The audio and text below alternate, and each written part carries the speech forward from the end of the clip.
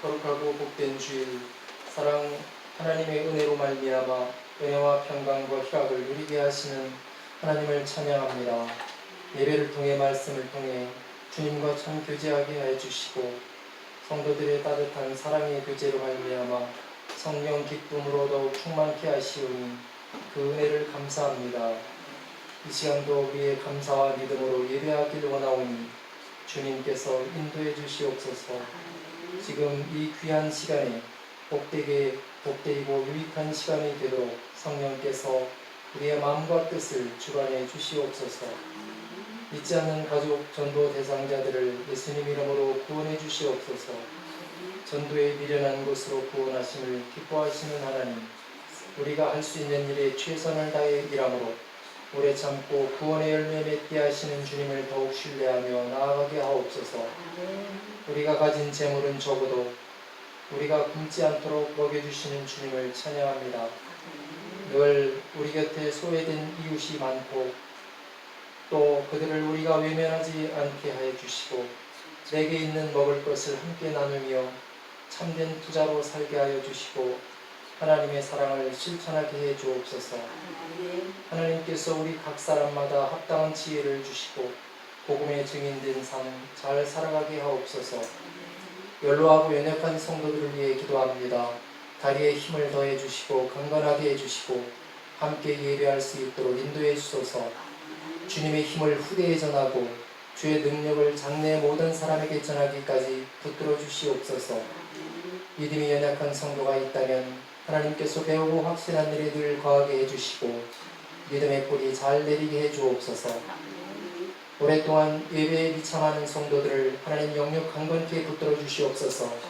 하나님을 더욱 가까이 하고 구주님 예수 더욱 의지하게 해주시옵소서.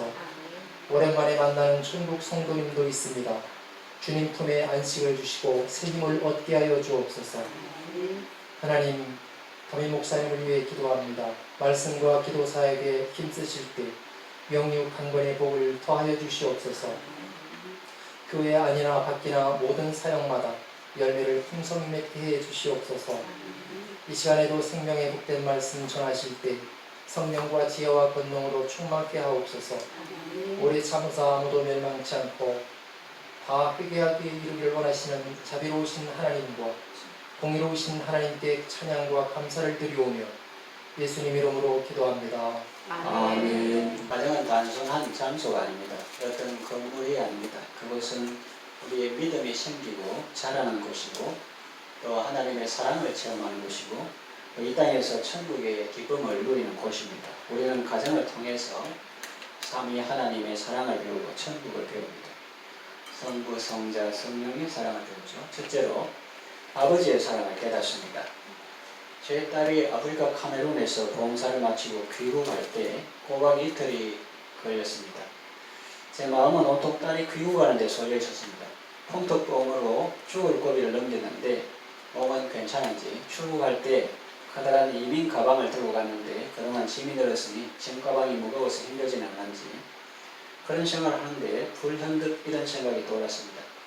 이렇게 부족한 인간 아버지도 자녀를 이렇게 생각하는데 하늘에 계신 우리 아버지의 마음을 어떻게 했느냐. 하나님은 자녀인 우리를 얼마나 애틋한 심정으로 보실까 그런 생각을 하게 되었습니다. 마치 다윗이 자기 양을 돌보다가 자기 같은 사람 양을 돌보시는 양의 큰 목자시며 목자장이신 여호와를 발견한 것과 같은 이치입니다. 그때까지 저는 자신을 아버지라고만 생각했습니다. 물론 이론적으로는 하나님의 아들이라는 것을 알고 있었지만 실제로는 잘 느끼지 못했습니다. 그런데 이런 일을 경험하면서 그 사실을 피부에 와닿게 체험하게 되었습니다. 저는 하나님께 아들이었습니다. 내가 내 딸을 생각하는 것 이상으로 하나님은 자녀의 나를 생각하고 계시구나. 내가 내 자녀를 사랑하는 것 이상으로 하나님은 자녀의 나를 더 사랑하시는구나 라고 깨닫게 되었습니다. 깨달은 순간부터 염려와 근심은 물러가고 감사와 찬송이 찾아왔습니다. 성부 하나님의 사랑을 깨닫게 되었습니다. 시편 139편 16절에서 18절에는 하나님의 사랑에 대한 다윗의 생각이 잘 나타나 있습니다. 내 형질이 이루어지기 전에 주의 눈이 보셨으며 나를 위하여 정한 날이 하나도 되기 전에 주의 책에 다 기록이 되었나이다. 그랬습니다. 나를 위해 생한 날이 하루도 되기 전에 주의 책에 다 기록이 되었다는 거예요. 하나님의 주의 생각이 내게 어찌 그리 보배로우신지요. 그 수가 어찌 그리 많은지. 제가 제 딸을 위해서 그쪽에 새벽 2시에 방문을 두드리는 독신 처녀 봉사하는 숙소에 새벽 2시에 문을 두드리는 사람이 없나. 또 거기 법의 지배를 받지 않는 불량자들이 외국인을 노리고 핸드폰을 빼앗거나 지갑을 빼앗거나 이런 일도 있고 한데 그 생각이 참 많죠. 카톡을 주고받다가도 와이파이가 안 되는, 또 거기 영어계 부르게 이런 사람들이 서로 분쟁이 있어가지고 와이파이 안 되고, 그래서 여기서 대구 거리 때는 림베에서 그 다른 도시로 그걸로 가서 와이파이를 하고 그런 답답한 때도 있었죠. 근데 생각이 많은데 그 수가 어찌 그리 많은지. 제가 밤새 생각하는 것보다 하나님께서 나를 위해서 생각하는 그 생각이 더 보배롭고 더 많다는 거죠. 내가 세려고 할지라도 그 수가 모래보다 많도소이다. 내가 깰 때도 여전히 주와 함께 있나이다. 다윗은 그렇게 노래했습니다. 자, 그러면 우리가 아버지 역할을 하면서, 가정에서 아버지 역할을 하면서 하나님 아버지의 사랑을 우리가 깨닫게 되는데, 그 하나님의 사랑은 어떤 것인가 몇 가지 성경에 나오는 대로 살펴보면, 먼저 함께 하십니다. 시편 139편 5절에서 6절, 주께서 나의 앞뒤를 둘러사시고 내게 안수하셨나이다. 이 지식이 내게 너무 기이하니 높아서 내가 능히 미치지 못한나이다. 사람들이 예수님을 떠나고 힘들게 할 때 예수님은 아버지께서 자신과 함께 하신다고 말씀했습니다. 우리 또한 주님이 나와 함께함을 믿는다면 어떤 고난도 역경도 이길 수 있습니다. 둘째로는 인도하심입니다. 예수님은 성령에 이끌려 마귀에게 시험을 받아 광야로 가셨습니다. 그리고 예수님은 아버지께서 내 안에 계셔서 그분의 일을 하는 것이라고 말씀하셨습니다. 예수님은 늘 아버지의 인도하심을 받으셨습니다. 그것만 보면 힘들게 보일 수 있습니다. 그러나 해석하는 도구가 있으면 상황이 달라집니다.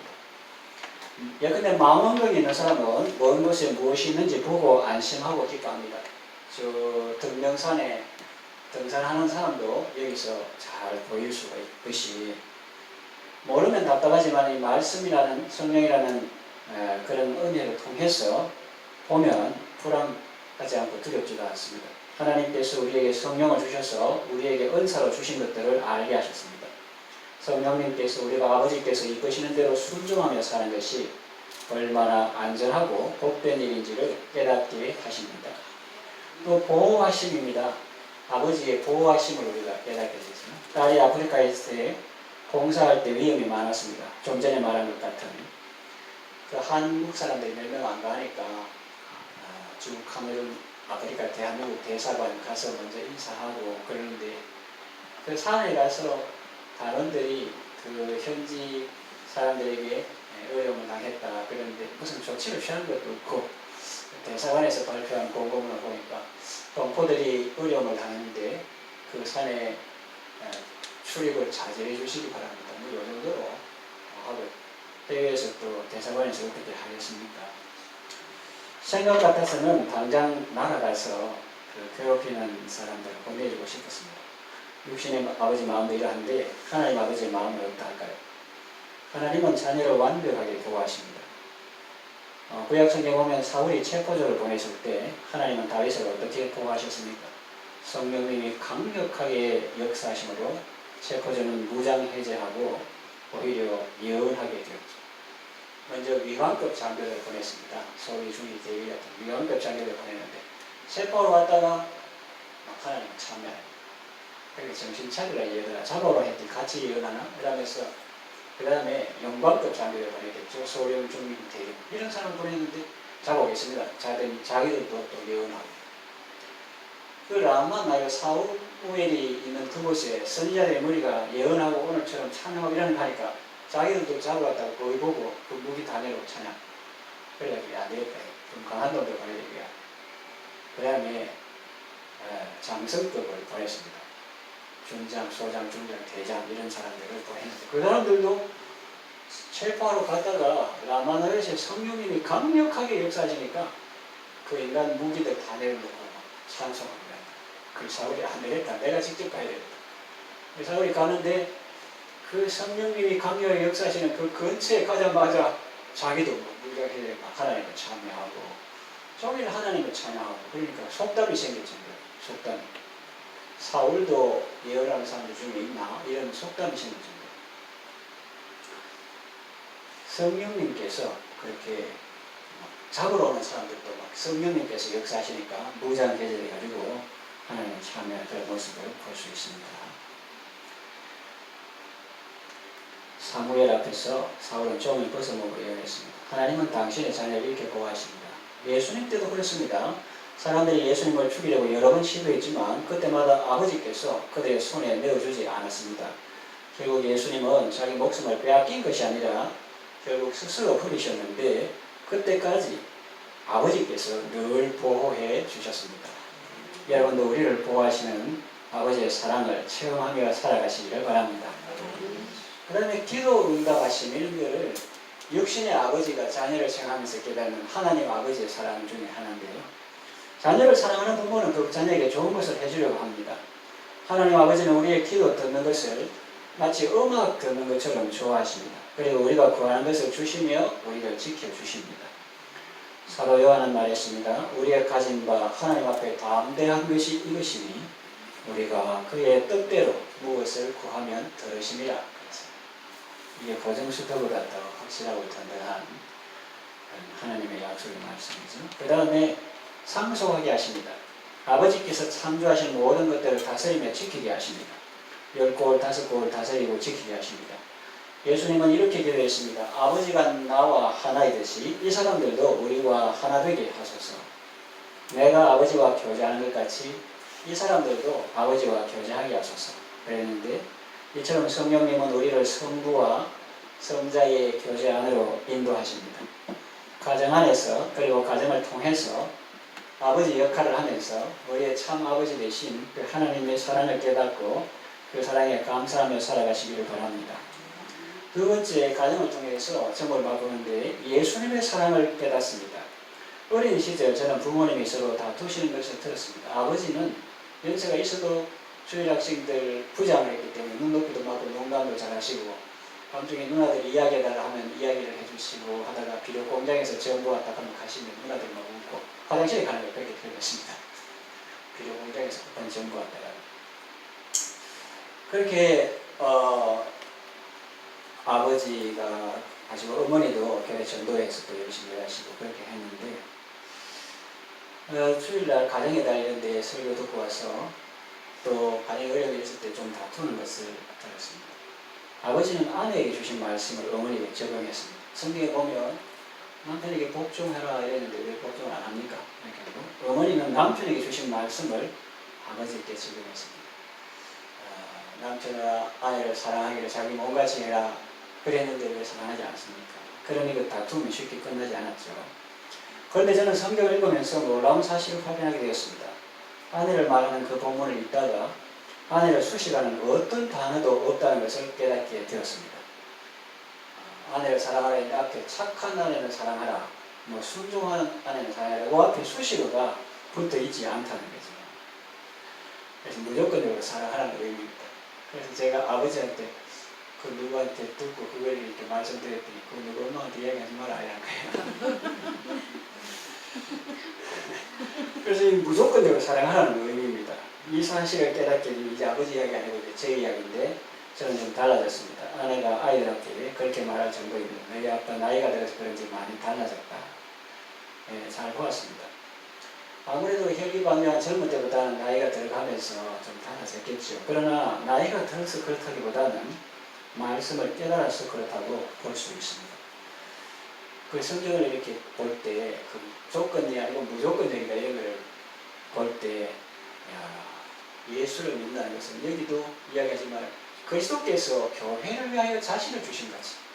교회가 뭐 착하거나 이쁘거나 또 우리가 선인이나 의인 이런 게 아니잖아요. 로마서에 선인을 위해서 죽는 사람이 혹 있고 의인을 위해서 죽는 자가 많지 않거니와 우리가 죄인 되었을 때 그리스도께서 우리를 위하여 죽으심으로 우리에 대한 하나님의 사랑을 확증하셨다.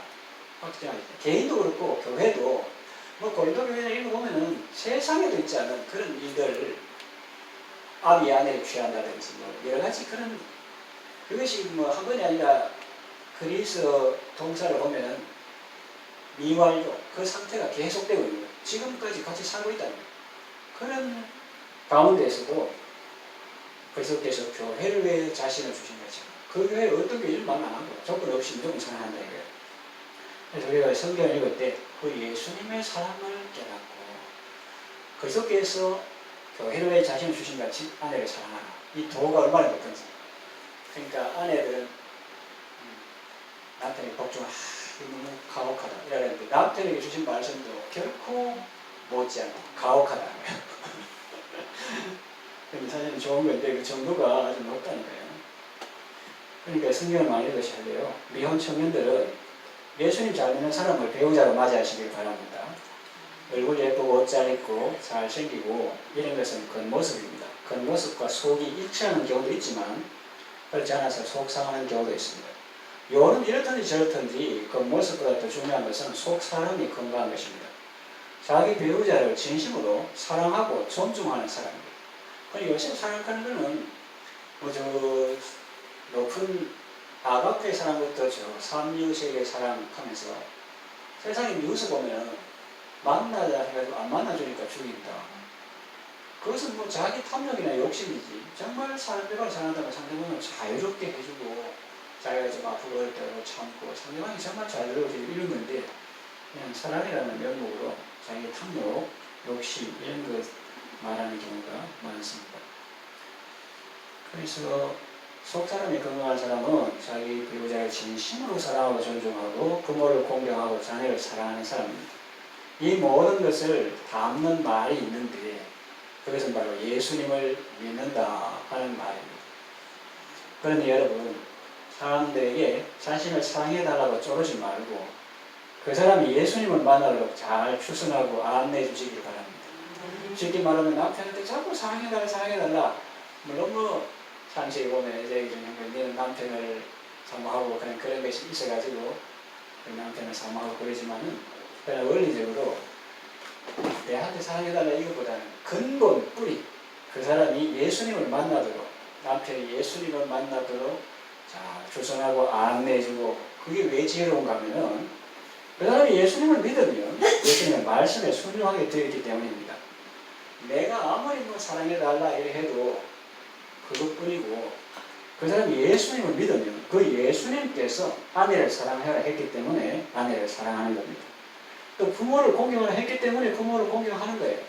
전에 미국 사람 얘기했던 것처럼 젊을 때 아내를 버리고 아들 팽개치고 라스베가스에 가서 도박이가 탕진하고 세월 소식 끊겼다가 나중에 죽었다고 집에 연고지 연락 왔는데 장례 치료까지 안 받으면 아들들이 불만이 많죠. 어릴 때 우리 엄마 버리고 우리 이토록 고생하고 아기 없는 자식이 이렇게 고생했는데 이제 아버지가 가지를 않습니다. 이 사람은 왜요? 무슨 몸이 있다고 해서 장례 치료를 생각하는데 형님은 아무 말 없이 가가지고 그 인수해가지고 장례 잘 치료를 그렇게 했습니다.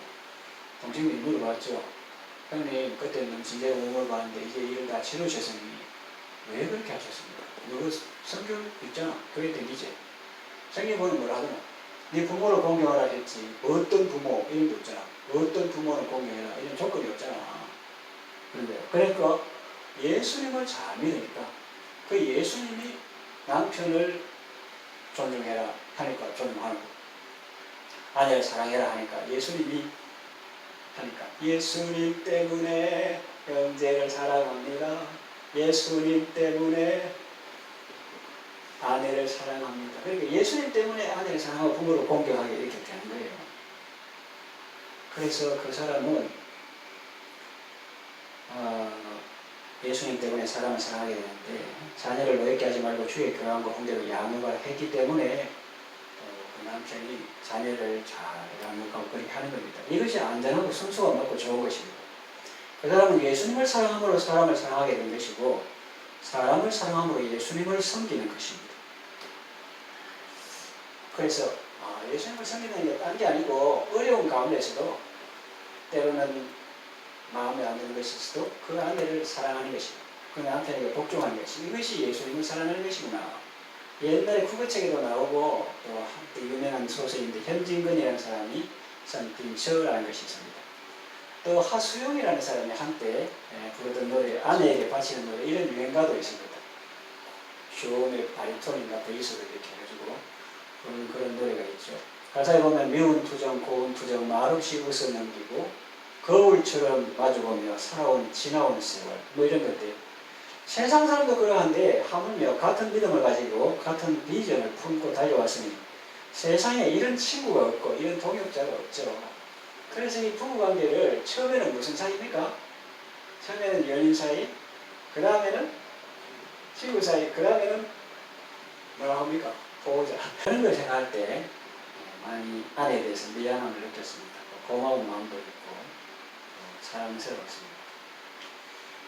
팔 삐가지고 특수 클리닉 그런 데 다니기도 하고 또 뭐 하나의 뭐 어떤 이런 여러 가지 생각도 많이 먹고 광태도 많이 먹고 그런 게 있는데 하나님께서 은혜로 베풀어가지고 다시 이렇게 손을 올려주셔서 너무 감사하고 근데 습관이 있으니까 자꾸 들어가잖아요. 그래서 냉장고에 빨간 걸로 인쇄가 붙여놨습니다. 나는 아직 나은 것이 아닙니다. 이걸 보고 뭐 그걸 좀 부탁해라. 같이 붙여놨으니까. 저는 시간 없다, 바쁘다, 스스로 운동해라 하면서 잘 도와주지 않았습니다. 얘는 일부러 시간을 냅니다. 출퇴할 때나 운동할 때도 가급적 함께 하려고 합니다. 설거지 하는 것도 빨래 넣는 것도 합니다. 지금 잘하고 있다는 말을 하는 것이 아니라 아직도 과정 속에 있지만 방향은 조금 달라졌다는 말을 하는 겁니다. 이 아버지 역할을 안 해봤으면 하느님 아버지의 사랑을 깊이 모를 수가 있습니다. 남편 역할을 안 해보면 그리스도의 사랑을 깊이 모를 수가 있습니다. 다시 말하면 아버지가 됨으로 성부 하나님의 마음을 배워버려요.